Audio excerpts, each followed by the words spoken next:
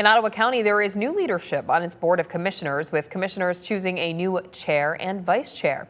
13 News Side's political reporter Josh Albertus has more on their first meeting of the new year.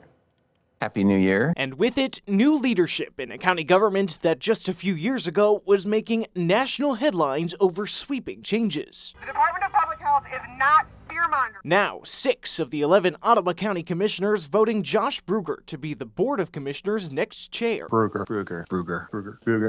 Congratulations, Mr. Bruger. His one-year term succeeding that of fellow Commissioner John Teeples, both widely seen as part of a new Republican coalition that in 2024, some felt offered an alternative to a previous 2-year board dominated by Ottawa Impact. The group formed largely in response to what some felt to be pandemic-era government overreach, but also one branded by detractors as ultra-conservative and too tumultuous. In the last 2 years, we've laid a foundation for the future, starting with abolishing the DEI department and then improving processes inside the county and continuing to work for the people. In accepting the post, Bruger saying both the last year as well as the previous 2-year board had been in a reactionary phase to what had come before. We actually have an opportunity now that a lot of the past is done, it's been addressed, that we can move on as a board and focus forward on what is important for Ottawa County and Ottawa County residents. For vice chair, commissioners electing Phil Kyers, a commissioner of over 20 years,